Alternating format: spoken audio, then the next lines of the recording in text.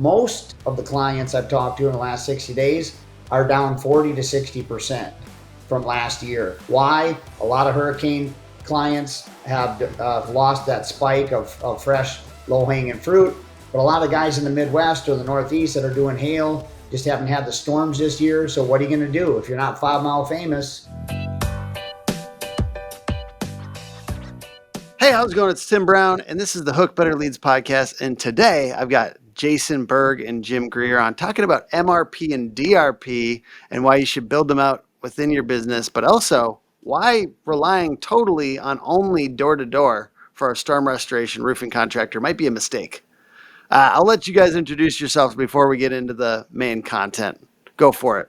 Yeah, awesome. Hey guys, Jason Burg here. 40 years in the game, retired general contractor. Obviously, most of you know who I am.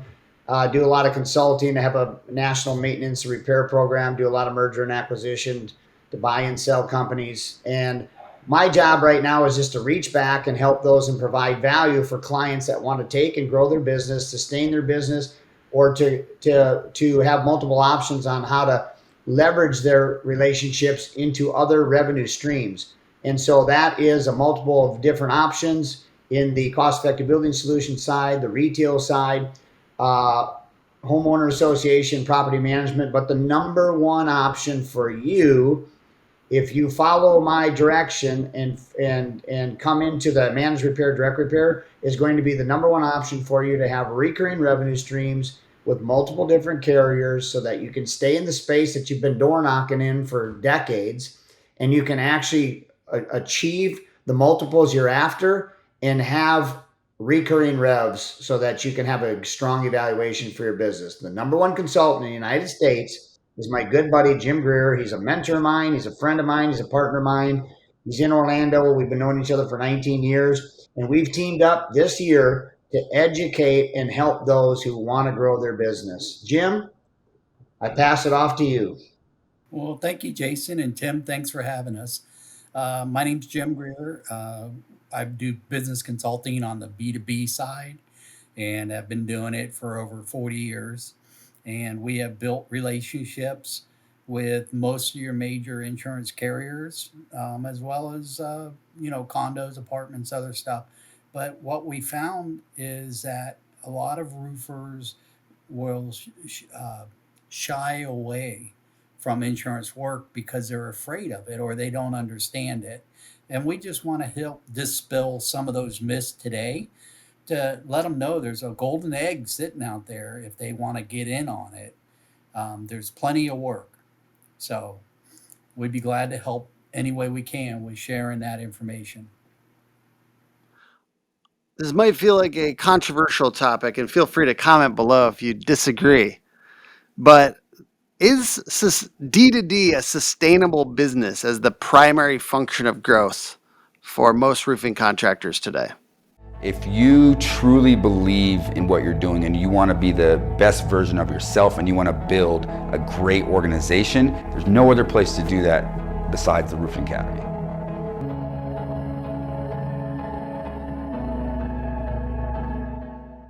Yeah, let me jump on that one, Jim, because I have clients call me all the time right now. Matter of fact, I had 3 calls this morning with contractors who are in the end of the year. They're either hovering and trying to keep up to where they were last year, or they're declining revs. Most of the clients I've talked to in the last 60 days are down 40 to 60% from last year. Why? A lot of hurricane clients have lost that spike of fresh, low-hanging fruit. But a lot of guys in the Midwest or the Northeast that are doing hail just haven't had the storms this year. So what are you going to do if you're not 5 Mile famous in your own backyard and getting their retail business? You're either door knocking in other storms and chasing, or you're looking for other options. So here's an option for you right now. The reality is this: the policies are being gutted. The insurance companies are getting more creative.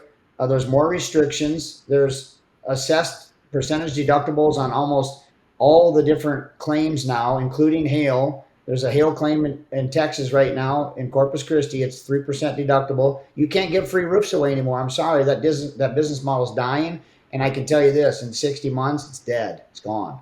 So if you don't figure out how to recreate a revenue stream for your business on the door to door, you're going to be left dying on the vine.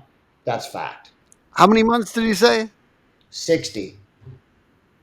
All And by right. the Okay, I way, can handle just that. so you Give know, me a couple years, okay?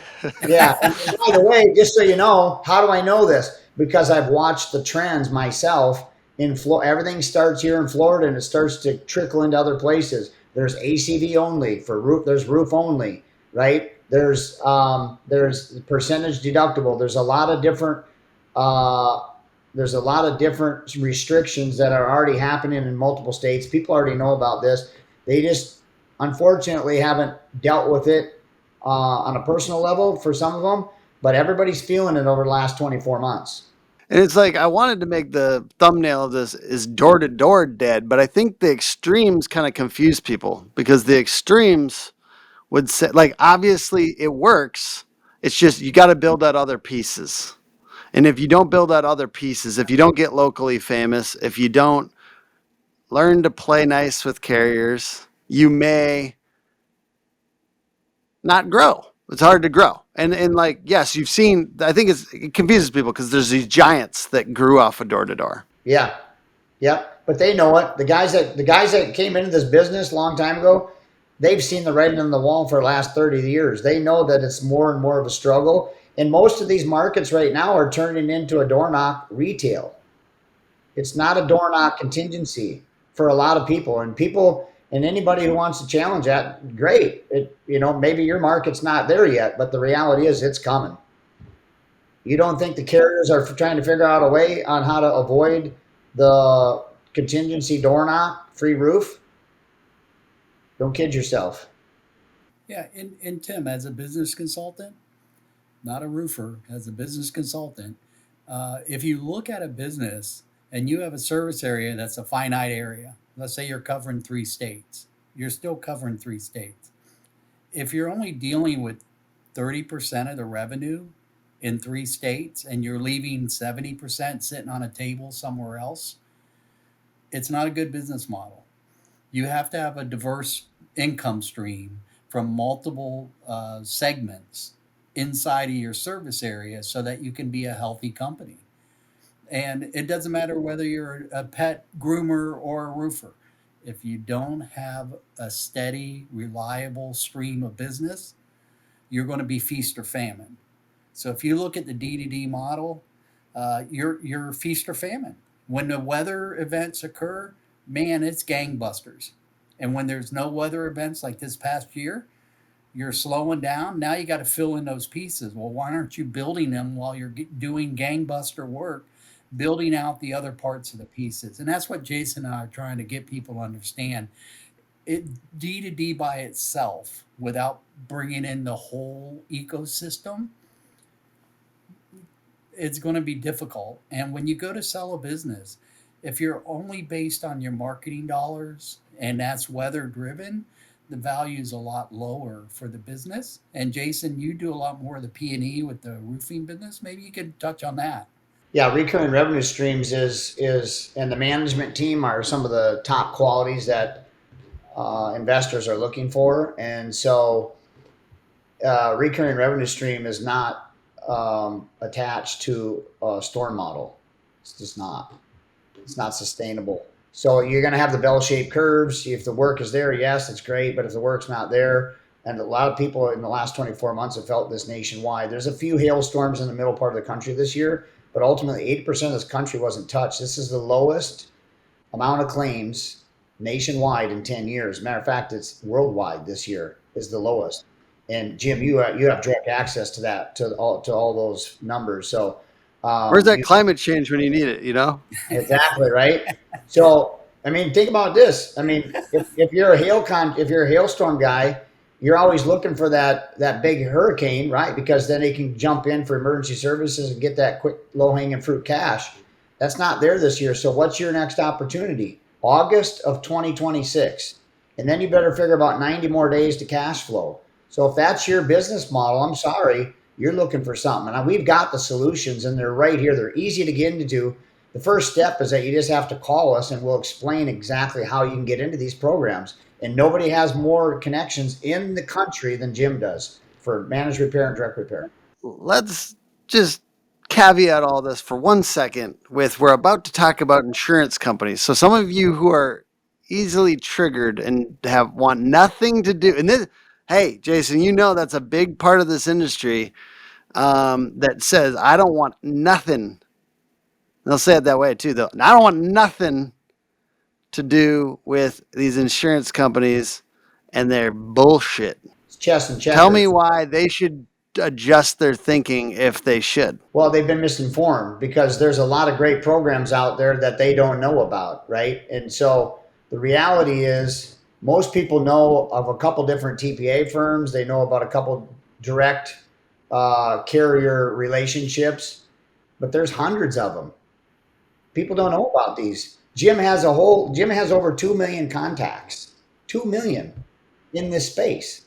Like that's the first myth here is, are there only a couple, right? There's apparently more than a couple. So what are the couple that they usually know or think of? You said Mad Sky, maybe? Well, Mad Sky has been bought out, but so you got AccuServe and Sedgwick are probably the two most common, right? But most people don't know much more than a few different relationships. So the reality is, just because of what's happened in the past and just hearing through the grapevine that it's a low bottom feeder, it's, there's no money in it. I'm just going to go build the jobs and I can't make money at that. Well, that's some of the managed repair programs. Yes. But what about the direct repair programs? What about, that's a big myth too, is like, these are, and this is what I currently believe. So I need you to change my belief on this. It's lower margin jobs. And that's why they're going to their network. This is, I think a lot of roofers feel this way. That's why they're going to the network, is because they don't want it done through somebody that's going to take full margin. So do you know that that's not true? Or are you saying do this despite the fact that is true? Well, here's the big misconception. They don't know the difference between the managed repair, the direct repair programs, the TPAs, and the MGAs. So there's a lot of different programs out there, and it's highly misunderstood of what these programs are set up and how you can benefit from them. Give me some definitions of those programs. Like give me those definitions and what they should be actually looking for if you had a recommendation. Yep. Jim, drop it right into your bucket. All right. So an MRP is a managed repair program. A managed repair program is companies that will handle the vendor side of an insurance claim, but they don't do any adjusting. They typically only just vet the vendors, make sure they have proper licensing, insurance coverage. Their employees, have no sexual predator or any other kind of background type issues. And it's more of just a program where they are hired by a contractor, a carrier, to supply a contractor. A TPA is a third party administrator. A TPA is like a Sedgwick. They do the adjusting. So they have staff adjusters that work for Sedgwick. They have desk adjusters, claims examiners, all in house. So they handle it end to end. Once a claim is filed, they take the call on first notice and they handle it all the way to the other end to where the claim is closed, right? So they handle the vendor program, the adjusting, the negotiations, everything.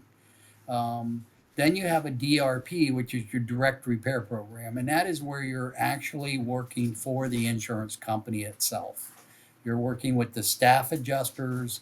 You're a vendor in their system, so their adjusters can call you on a job. And then an MGA is a managing general agency. So a managing general agency is hired by insurance companies to sell policies in other states that they don't have any sales teams in. So they will hire these companies to sell insurance. But then when they have a problem, the policyholders call the MGA, who's now handling the first notice of loss. So they in turn will then assign it to whoever the carrier says. So either it goes to an MRP or it goes to the carrier, direct repair, but the MGA is handling the call. So in a lot of states, when you're dealing with a mutual company, they work through the agency on the claim. So you need to be calling into the insurance agents and stuff like that, so that when they get a call from their customer, you're there on their, they're going to call you, right? And so there's many different ways to get the call within your territory. The problem that's out there is nobody will tell you how or who you need to talk to get on these programs. And so they all deal with the same three or four companies. And these larger entities, as I call them, kind of like in the old days, there was Ford, Chrysler, and GM, right? And then everybody else was Hitachi, and then there was Toyota, Nissan, Mazda, right? But they were hardly known, yet they were still building and selling, right? We have the same thing in the insurance property repair business. There's a few well-known players in that market that everybody's trying to go after, and they're completely saturated. Yet there's hundreds of other opportunities that are just waiting for vendors. So there's a little bit of a movement in roofing around just going directly to the agents themselves and trying to get the referrals that way by being well networked. And I do think that that works to a certain extent. What is the is is that part of all this, or would you say that's not as effective as being part of these programs, essentially? Well, actually, Tim, that is part of it, and it is effective. Okay, so let's not create a myth here. Insurance agents, especially when you're dealing with some of the smaller regional carriers and stuff like that, they allow the agents to get involved in taking care of the customer. And the whole thing is about the policyholder, right? The customer who owns the property that has the policy, the insurance company just wants to keep them, right? They want to collect premiums and continue to, hopefully never get a claim. But when they do, they want the agents to step in. So when you have a staff, let's just take an example, State Farm, and you can go in the phone book and you can find a State Farm agency, right? Bill Smith State Farm. And I using a hypothetical name, hopefully it doesn't register. But anyways, you go in the phone book and you see them. Well, you call them. Well, you're going to have to be set up with a direct repair program with State Farm to be able to go through that agent. And most of the state captive, they're called captive agents, they have to send the call to an 800 number to file the first notice. So then you have somebody like Bill Smith's agents, insurance agency, right? And they have 100 different carriers that they sell. They would be more receptive to the roofers because they're not staff, they're not captive, right? So they're going to want to take care of, especially a high value customer who has, like Jason, who has a lot of properties and a lot of cars and other policies being written. So those guys don't want to lose Jason. So they're going to do everything they can as an agent to make sure he's taken care of on his claim. And Jason's going to call his agent and say, I got a problem at my house, right? And his cars are covered under one carrier, his house is under another carrier, his boat is under another carrier, his vacation homes are in another carrier, right? So he's dealing with 20 different insurance companies, or he's dealing with one agent, and that agent is taking care of him. So there is opportunities with the independent agents. Or if you're a DRP, then you can deal with the captive agents. Okay, that's good distinction there. Program, Tim, just the DRP, the direct repair program. See, that's the biggest misconception that people just don't understand, is that the TPAs, the MRP, the DRPs, and MGAs are four different, completely different systems. Mm-hmm.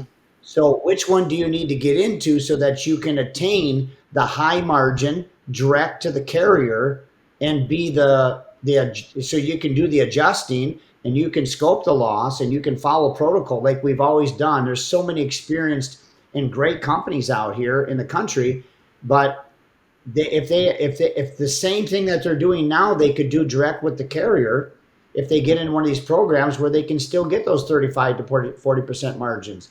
And For a newer if company, there's what would be your recommendation on the top one to pursue if you had to choose one of those?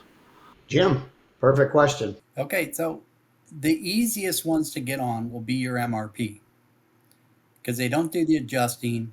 They vet the vendor. So as long as you know you've got your insurance, you got your proper licensing, right? You meet those categories, and then they're going to want you to use Xactimate. So here's the myth that you kept bringing up, and I just want to dispel this real quick. Insurance work is highly profitable. It's all in how you spec the job and then estimate it with Xactimate. And if you do it right, the insurance company, when they assign a claim, it doesn't go out to bid. They assign it to one company, and it's their responsibility to take the photographs, scope the work, and then estimate it and turn in an estimate. And they'll look at the line items to make sure you're not adding any supervisor hours that's not necessary, or you have the right equipment or the right materials, because they're not idiots, right? They're looking at it to make sure that the information in the quote and the estimate match, and it's the right estimate for the type of work that needs to be done. You can quote an Xactimate as a range. It has a low to a high. So you can quote middle to high all day long, and the insurance companies won't even balk, right? They sit there and just say, approved, do it. And then you get your check. So the problem in the industry is people think that it's the insurance company is like a bank, and whatever I want to charge, I'm going to get that. And the insurance industry works with some controls because they match up the items that you're referencing in your estimate and scope to the actual photographs, and they send out their own people to do an inspection if they feel there's a really big gap between you and them. So the profit is there. They don't ever argue over whether or not you need that item and then try to beat you up on price. They're looking for all the added items that were unnecessary to make it a fair and reasonable estimate. And there's a tremendous amount of business because as they assign a job to you, you own the job. And if you rip off the shingles or the covering, right, and you got damage underneath, you submit a job change order, right? They approve that because you'll take a picture, send it in, and then you give them an estimate for that section that you got to replace. So it's a living document. So Yeah, sorry about that. I'm just getting a lot on the audio, and like if somebody's working over there, sorry about that. It's coming through on the audio. But yeah. Yeah. So here's the big thing, Jim, that the industry believes is that most of the people believe that you just go sub the work from one of the managed repair programs, right? And that there's not enough money in that because they're the ones doing the adjusting. They're the ones that are doing the scope. They're the ones that are going to make margin on the roof, and they're going to sub it to you. In that specific case, yes, there may not be a lot of margin for you to take your business and grow it out because you're just a sub. But what the industry doesn't understand is that there's a lot of other avenues and programs where they can be the contractor, not the sub. That's the difference. So that's the whole idea about coming on here. Tim is explaining that there are hundreds and hundreds of other avenues that they can plug into to be the contractor, even doing the adjusting or just the contracting portion, right? Where they can actually get a fair margin that they're used to when they door knock and they get a good insurance claim paid for. But it's not for me, Jason, because it's hard to get qualified for these programs, right? Great setup, bud. I like the question. So the reality is this. It's not as difficult as you think. The reality is if you come to me, I can show you the gates. I've been on that side for 40 years. I know exactly what they're looking for. And this is not just for the small, for the big contractors or the medium size or the 20-year experts.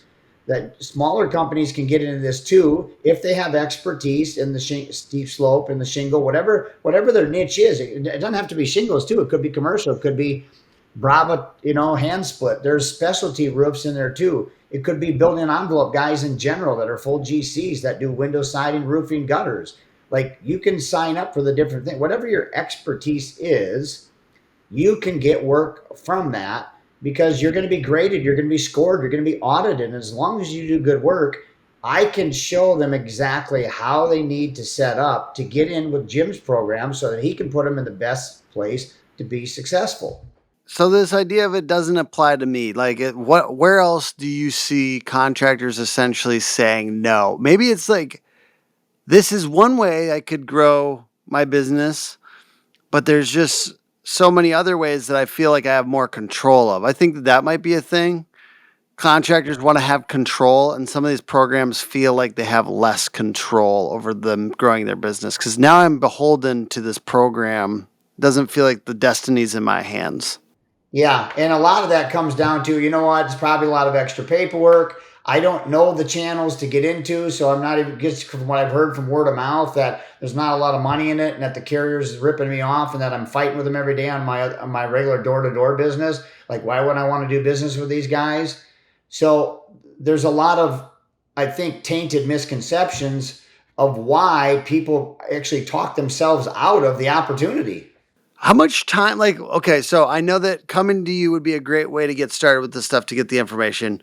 How much time does it take to get set up in some of these programs? Are these things that, like, by next spring I could be set up, or sooner, or what is the turnaround time on getting connected with this in a real, that will actually affect my business in a real and meaningful way? Automate your communication with Proline, the only communication-first CRM for roofers. Because when you fix your communication, you'll sell more jobs. We had 200% growth, and I attribute that to Proline. But just with one automation, I was able to get 25 Google reviews. Proline's not going to win the beauty pageant, but it will save your Saturday. Great question. Jim, drop that one right in your bucket. All right. So here's what you got going on. You have an application process. So you have to submit, your W-9, your proof of insurance, your license, copy of your license. You go on, fill out an application, talk about the ownership team, everything else. They're going to do a background check. So they'll use companies like Profile Gorilla and some others out there. There's actually probably about 10 companies they use for background checks. And they're looking for certain things, obviously criminal charges, anything on the background that's going to come back hot. Now, they give you an opportunity to explain it out. They don't just say you're not qualified and you can't go, because there's plenty of guys that can do the work. And, they only had a strike, and then now they've, been living a perfect life for 12 years. So they don't hold that against you. And that's what I want to make sure people don't get the assumption that just because I have a strike in my past that I can't do insurance work, because they're not like that. How long ago does this need to be? Well, see, Tim, that's what I'm saying. You have to talk to them, because every company has different HR teams. They have different policies. And dude, I love this industry, but it is crazy. I mean, well, for instance, I don't know if we just talk about it so much, but it feels like it's a lot of people in this industry have something. It's a lot of like prison to 10 million stories. You know what I mean? Yeah. Well, feels like there's a lot of history. Yeah. Everybody has a history, but the thing is, if you're repetitive and you're still doing it, that's different. If you have a strike and then you did your time, you served, and now you're moving forward and being a good citizen. 4 years ago, no. I mean, really, I'm actually trying to get, like, what is the likely effect if it's 4 years ago? On it. Usually something that's really old, it comes back when they do background checks.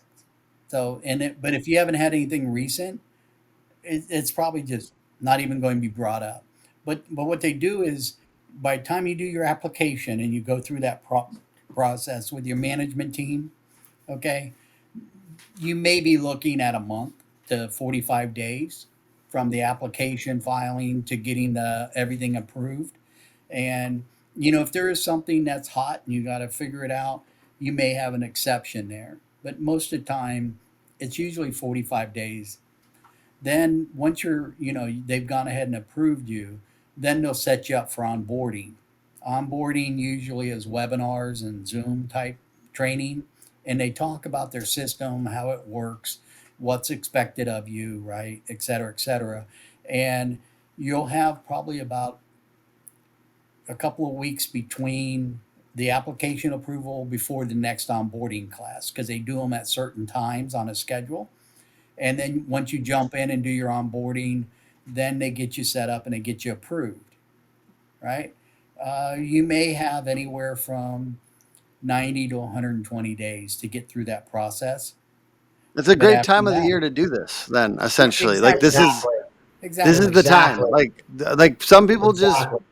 kind of disappear during the winter in the northern Yep. states. These are the types of things you can do in the meantime Yep. to like be better prepared next year versus just kind of ducking off and enjoying your And 40% Yep. less.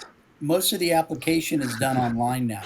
So all you do is Yeah. attach Right. digital files, copies of your PDF for all your license and everything else, and you fill out the application online. You're communicating by phone and email. So even in the winter in the northern states, you don't have to get out and go somewhere. You can do it from your house. So while you're not actually at a job site, you could be moving things forward. I want Yeah. to do Think this. about this, Tim. Let me throw this in there real quick Yeah. because this is what people are going to want to hear. Well, what about me? What about my area? What about my network? Okay, there's a contractor that signed up with me. We walked him through the protocol. I turned him over to Jim. Jim met with them actually in their home state, which is Texas. Okay, introduces them to 7 carriers direct. Okay, they've been with one of the carriers, the programs, for 6 months trying to get in. Crickets. Not getting a response. I just got this call 2 days ago. After Jim met with them and introduced them, and they finished the protocol, they were approved in 3 days. 3. Okay. It's all about who you know. This is no different than any other business model. If you're a residential roofing contractor, you know the property manager down the street, your buddies, you play cribbage and shoot pool with him on the weekends. That guy is going to open some doors for you because it's a relationship. It's the same thing here. Jim has the relationships to accelerate and take you into the people that are the decision makers. That's why this model works. That's why I'm trying to get as many people as possible to understand that this is the perfect time of year to do it, because it's exactly what you just said. People are slowing down, getting ready for the holidays, spend time with family, and the first quarter is usually going to be, are you growing or are you sleeping? So if I wanted to get started with this, it sounds interesting. I'm a little scared of what it's going to take to get done. I'm still trying to figure out if I'm qualified. But what would be my next step to look into this further? First step is you call me, okay, and I'm going to walk you through the protocol of 40 years of being in this space. You want to give your I'll tell phone you number? exactly. Huh? You want to give your phone number or something? Yeah, my phone number is 407-782-1772. I'm down in Orlando. I'll take your call. I'll give you my time. Doesn't cost you anything but your own time. And for those who have questions and just aren't sure, it's worth a free call. I can tell you that. This might not be for everybody, but the reality is this: you should probably know the value of these relationships and the opportunities before you make a decision that you might not qualify for this program. When in fact, anybody can qualify for this program if they know the protocols, they know exactly who to talk to, and they know exactly the process it takes to get into it. Because it's not that difficult, it's not that costly. I just got done with a client right now that's down 60%. He's like, Bergie, I got to do this. I got to get into this program. And he says, I'm going to call Jim right away because I've known about it. I just haven't had time. I've been busy. I'm trying to clean up for the year. He says, I'm going to stay focused on this because this is going to be the best opportunity for me to get recurring revenue streams and drive business to my company that otherwise is reliant on hail. or storms, and there's Why none. is there? Okay, d- just curious question. I know that we've kind of wrapped up. We've given a lot of these things, but bonus question. You got to watch out for bonus questions if you ever do a podcast, right? But is there really demand? Do you know what I'm saying? Because I think about it as like, if storms are down, right, then insurance claims are down, then maybe right now, like, don't they have enough roofers on their system already that they already kind of have somebody to refer this business? Tell me why there is more demand for people to connect with this. Is there demand for them to have more roofers in their network to actually give them real amounts of business? And there's an implied question there. I'll ask it actually afterwards, but is there demand is the first question. Yep. Great job, Jim. That's all you, bud. Okay. To answer your question, yes, there is a demand. So on the insurance side, they have claims occur in two different types of scenarios. One is catastrophe. And so when they have a cat claim, which is a weather event, right, that is where hailstorms covered Dallas 2 weeks ago. The insurance companies will get 600 calls within a week after that storm, filing claims, for a large market like Dallas, Fort Worth, and stuff like that, where they had that hail, right? So now they got 600 claims. There's no one company that can go out and look at 600 claims fast. And the whole thing about insurance companies and why they use vendors is because they use the vendor to go out, take photographs of the scenario and the situation using their knowledge and expertise to scope the job for them, and then give them an idea of a cost to replace or repair that specific scenario, right?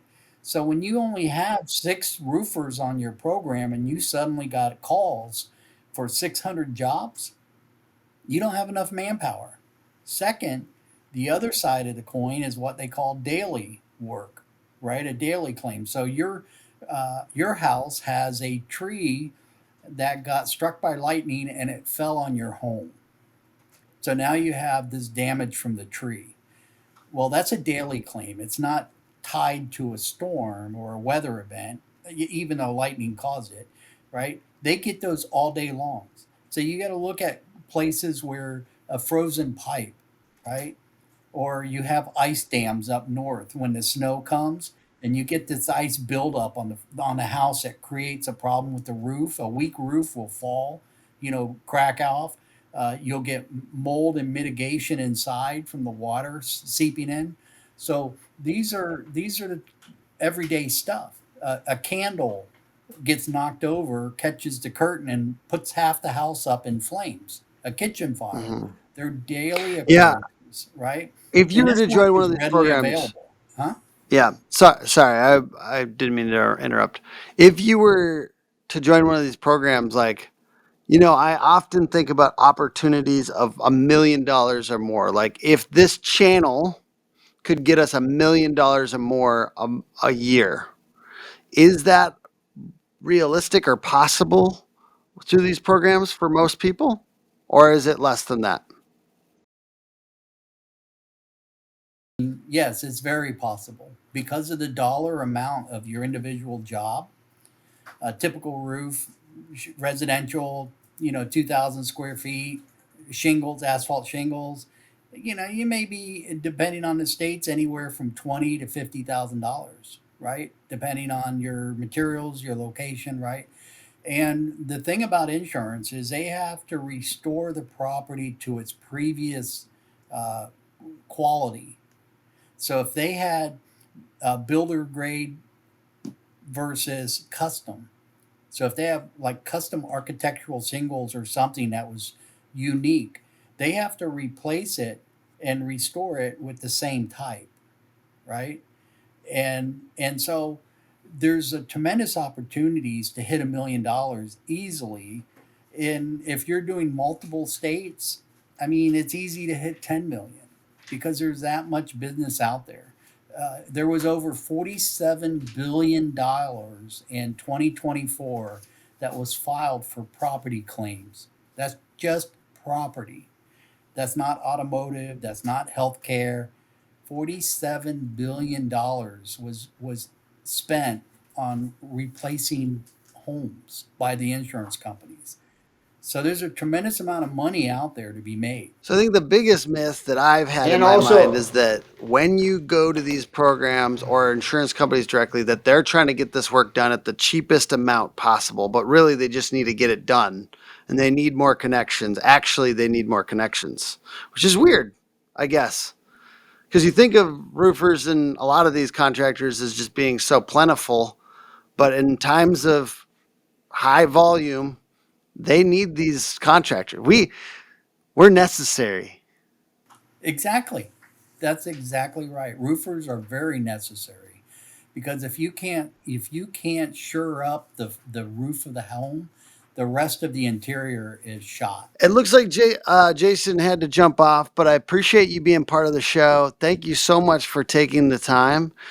And Jim, they should just go through Jason to get in contact with you. Yeah, Is that okay? Jason and I work together, Tim. So the best thing Okay. for someone to do right now is to reach out to Jason because Yeah. his experience in the roofing industry and his knowledge, he can talk to somebody and find out, kind of gauge their readiness skill, right? If it's something they could jump in today and go right to work on it, or if it's something that would take them a little bit of time, he can help them understand what they're getting into because he can gauge where they're at.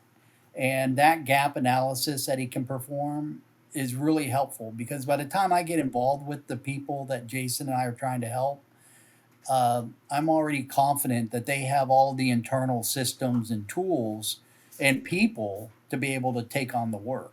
Awesome. Well, thank you, Jim, and thank you for being on the show. Appreciate you taking the time today, man. Seriously. You're welcome. And thanks for having me, Tim. You have a blessed day. All right, you too.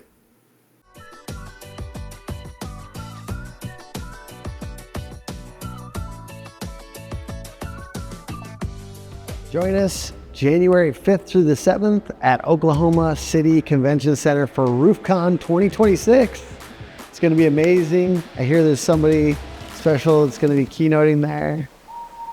I'm going to be speaking. It's going to be really, really fun. And the best part is not even the speakers at events like this.